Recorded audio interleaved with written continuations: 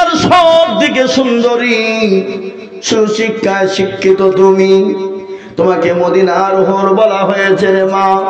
বলো বলো বলো, আমি ওরকম একজন কালো মানুষের সঙ্গে কি করে তোমার বিবাহ দেব?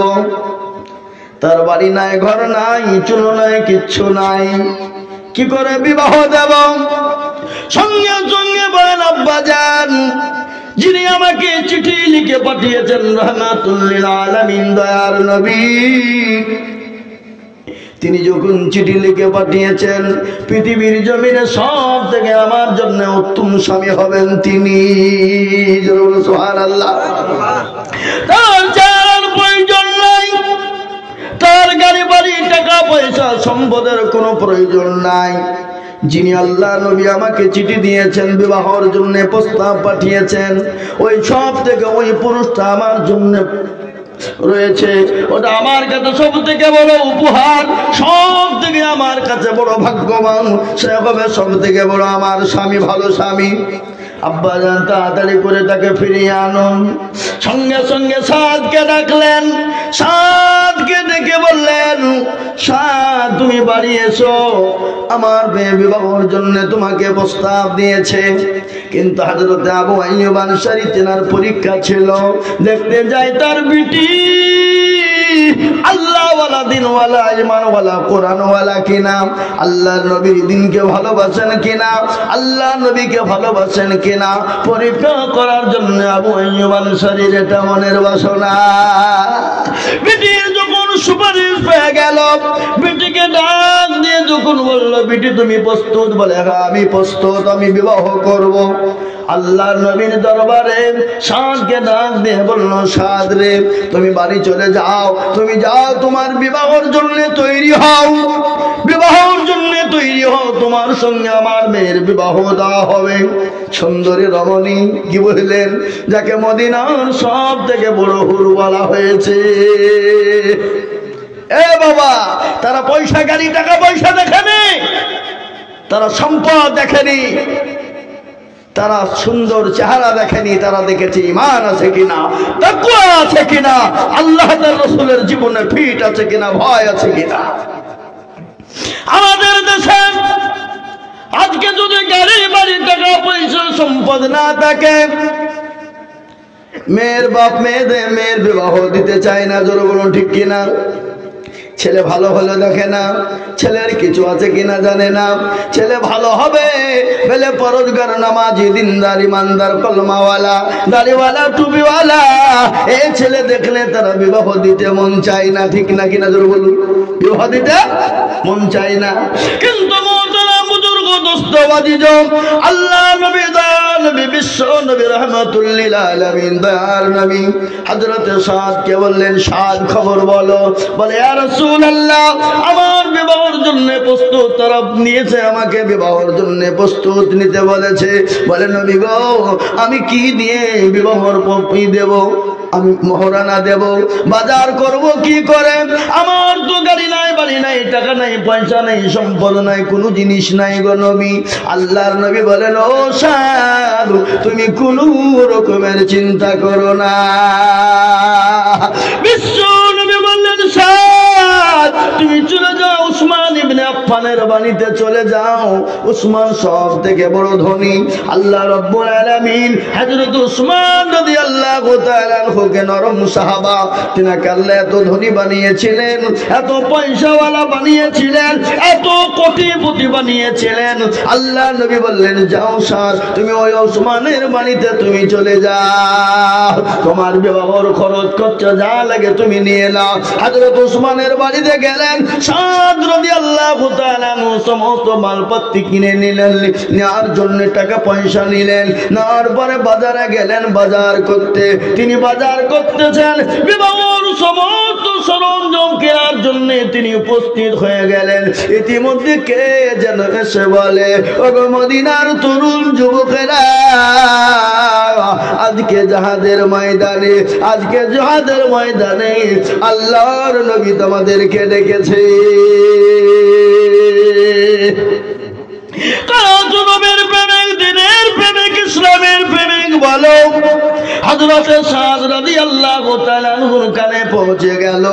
তিনি বলল, থাকলো বিবাহর বাজার, আমি বিবাহর বাজার করব না।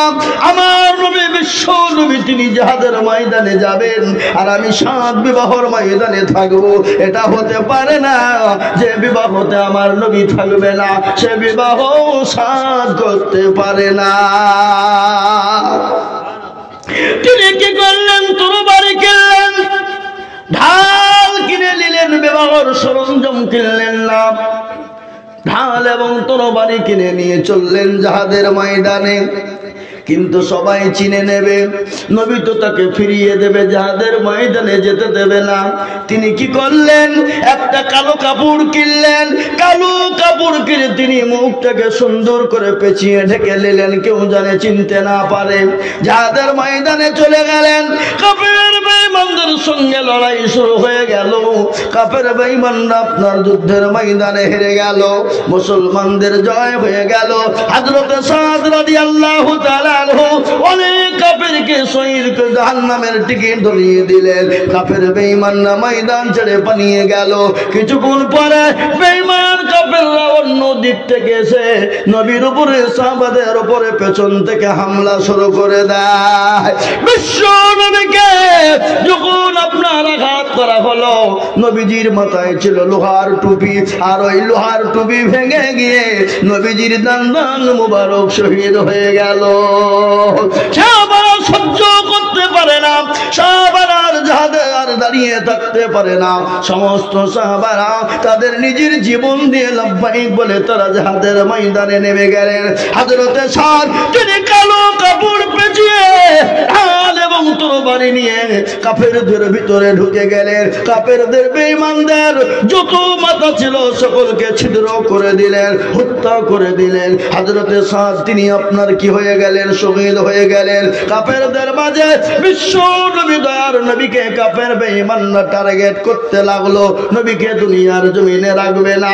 কিন্তু হযরতে তালহা রাদিয়াল্লাহু তাআলা আনহু নবীজিকে পেছনে ঢাল করে নিলেন। হযরতে তালহা সামনে নবীজির দাঁড়িয়ে গেলেন। দাঁড়ানোর পরে বিশ্ব নবী দয়ার নবী হযরতে তালহার পিছনে ছিলেন, আর হযরতে তালহা তীর চালাতে গেল। হযরতে তালহার বুকে এসে 80 খানা তীর লেগে গেল।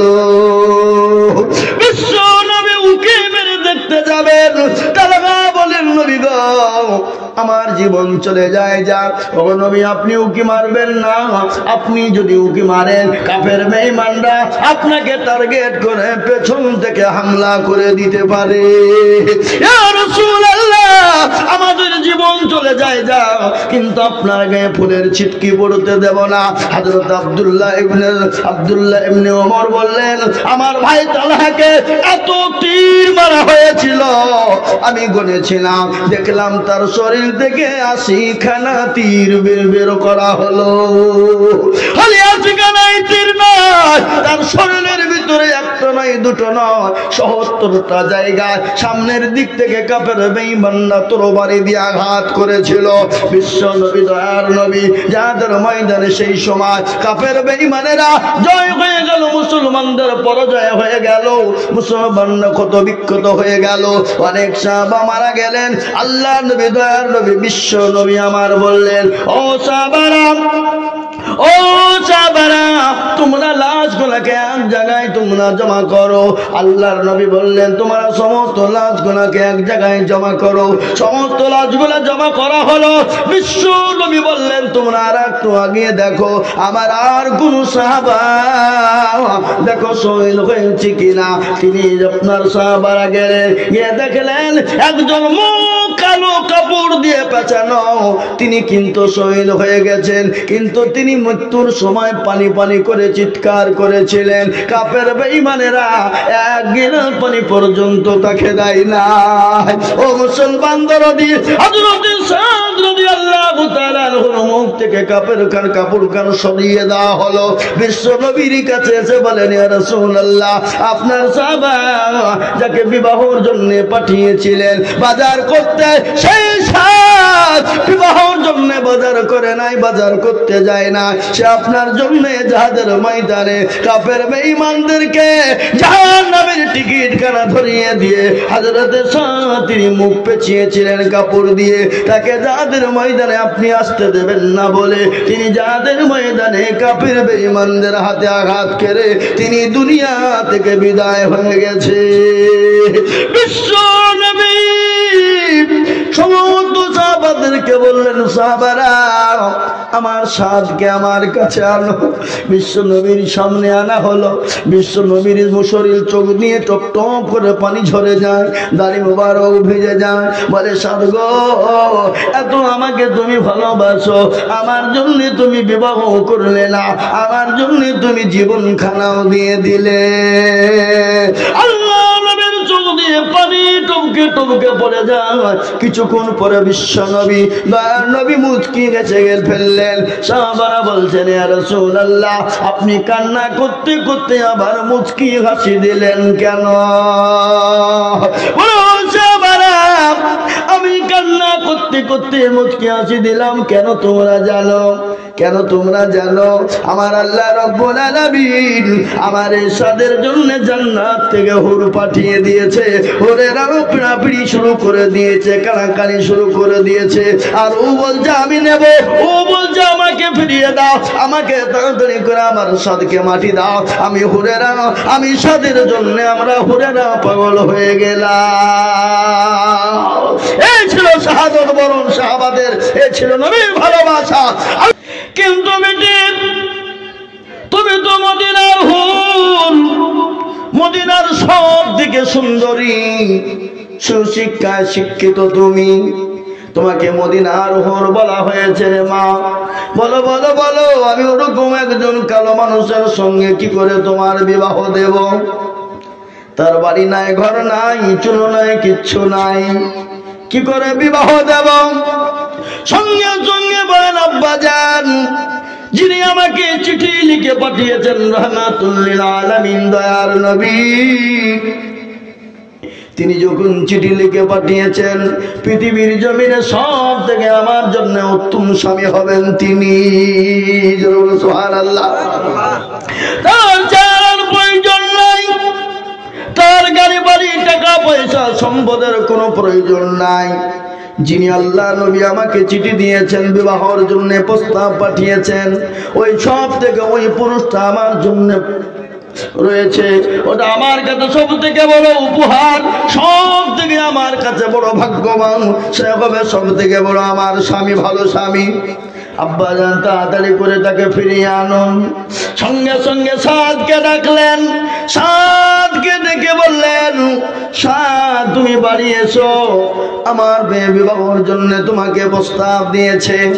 কিন্তু হযরত আবু আইয়ুব আনসারী তেনার পরীক্ষা ছিল, দেখতে যায় তার বিটি আল্লাহ ওয়ালা দিন ওয়ালা ঈমান ওয়ালা কোরআন ওয়ালা কিনা, আল্লাহর নবীর দিনকে ভালোবাসেন কিনা, আল্লাহর নবীকে ভালোবাসেন কিনা, পরীক্ষা করার জন্য আবু আইয়ুব আনসারীর এটা মনের বাসনা। বিটির যখন সুপারিশ পেয়ে গেল, বিটিকে ডাক দিয়ে যখন বলল, বিটি তুমি প্রস্তুত? বলে হ্যাঁ আমি প্রস্তুত, আমি বিবাহ করব। আল্লাহর নবীর দরবারে সাদকে ডাক দিয়ে বলল, সাদ রে, তুমি বাড়ি চলে যাও, তুমি যাও, তোমার বিবাহের জন্য তৈরি হও, বিবাহের জন্য তৈরি হও, তোমার সঙ্গে আমার মেয়ের বিবাহ দেওয়া হবে। সুন্দরী রমণী কি বললেন, যাকে মদিনার সব থেকে বড় হুর বলা হয়েছে। এ বাবা, তারা পয়সা গাড়ি টাকা পয়সা দেখেনি, তারা সম্পদ দেখেনি, তারা সুন্দর চেহারা দেখেনি, তারা দেখেছে ঈমান আছে কিনা, তাকওয়া আছে কিনা, আল্লাহ তাআলার রাসূলের জীবনে ফিট আছে কিনা, ভয় আছে কিনা। আমাদের দেশে আজকে যদি গাড়ি বাড়ি টাকা পয়সা সম্পদ না থাকে, মেয়ের বাপ মেয়ের বিবাহ দিতে চায় না, জোরে বলুন ঠিক কিনা? ছেলে ভালো হলে দেখে না, ছেলের কিছু আছে কিনা জানে না, ছেলে ভালো হবে বলে পরোজগার নামাজি দিনদার ইমানদার কলমাওয়ালা দাড়িওয়ালা টুপিওয়ালা, এই ছেলে দেখলে তারা বিবাহ দিতে মন চায় না, ঠিক না কিনা জোরে বলুন? বিবাহ দিতে মন চায় না। কিন্তু মোহতারাম বুজুর্গ দোস্ত বাজিজ, আল্লাহ নবী দয়াল নবী বিশ্ব নবী রাহমাতুল লিল আলামিন দয়াল নবী হযরত সাদকে বললেন, সাদ খবর বলো। বলে ইয়া রাসূলুল্লাহ, আমার বিবাহের জন্য প্রস্তুত তরফ নিয়েছে, আমাকে বিবাহের জন্য প্রস্তুত নিতে বলেছে। বলে নবী গো, আমি কি দিয়ে বিবাহের পপি দেব? আমি মহারানা দেব, বাজার করব কি করে? আমার তো গাড়ি নাই, বাড়ি নাই, টাকা নাই, পয়সা নাই, সম্পদ নাই, কোনো জিনিস নাই গো নবী। আল্লাহর নবী বলেন, ও সাদ, তুমি কোনো রকমের চিন্তা করো না। বিশ্ব নবী বললেন, সাদ তুমি চলে যাও, উসমান ইবনে আফফানের বাড়িতে চলে যাও। উসমান সব থেকে বড় ধনী। আল্লাহ রাব্বুল আলামিন হযরত উসমান রাদিয়াল্লাহু তাআলা আনহুকে নরম সাহাবা, তিনাকে আল্লাহ এত ধনী বানিয়েছিলেন, এত পয়সাওয়ালা বানিয়েছিলেন, এত কোটিপতি বানিয়েছিলেন। আল্লাহ নবী বললেন, যাও সাদ, তুমি ওই উসমানের বাড়িতে তুমি চলে যাও, তোমার বিবাহের খরচ খরচা যা লাগে তুমি নিয়ে নাও। হযরত উসমানের বাড়িতে গেলেন, সাদ রাদিয়াল্লাহু তাআলা সমস্ত মালপত্তি কিনে নিলেন, নেওয়ার জন্য টাকা পয়সা নিলেন। নেওয়ার পরে বাজারে গেলেন বাজার করতে। তিনি বাজার করতেছেন, বিবাহের সমস্ত সরঞ্জাম কেনার জন্য তিনি উপস্থিত হয়ে গেলেন। ইতিমধ্যে কে যেন এসে বলে, ওগো মদিনার তরুণ যুবকেরা, আজকে জিহাদের ময়দানে, আজকে জিহাদের ময়দানে আল্লাহর নবী তোমাদেরকে ডেকেছে।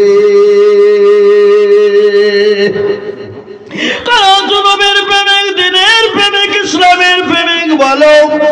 হযরত সাদ রাদিয়াল্লাহু তাআলা আনহুর কানে পৌঁছে গেল।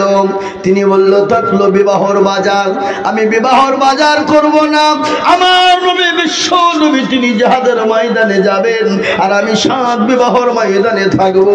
এটা হতে পারে না যে বিবাহতে আমার নবী থাকবে না, সে বিবাহ সাদ করতে পারে না।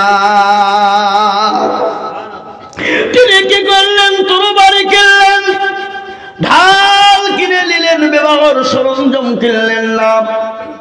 ঢাল এবং তরবারি কিনে নিয়ে চললেন জিহাদের ময়দানে। কিন্তু সবাই চিনে নেবে, নবী তো তাকে ফিরিয়ে দেবে, জিহাদের ময়দানে যেতে দেবে না। তিনি কি করলেন? একটা কালো কাপড় কিনলেন, কালো কাপড় কিনে তিনি মুখটাকে সুন্দর করে পেঁচিয়ে ঢেকে নিলেন, কেউ জানে চিনতে না পারে। জিহাদের ময়দানে চলে গেলেন। কাফের বেঈমানদের সঙ্গে লড়াই শুরু হয়ে গেল। কাফের বেঈমানরা আপনার যুদ্ধের ময়দানে হেরে গেল, মুসলমানদের জয় হয়ে গেল। হযরত সাদ রাদিয়াল্লাহু তাআলা অনেক কাফেরকে শহীদকে জাহান্নামের টিকিট ধরিয়ে দিলেন। কাফের বেঈমানরা ময়দান ছেড়ে পালিয়ে গেল। কিছুক্ষণ পরে বেঈমান কাফেররা অন্য দিক থেকে এসে নবীর উপরে, সাহাবাদের উপরে পেছন থেকে হামলা শুরু করে দেয়। বিশ্ব নবীকে যখন আপনার আঘাত করা হলো,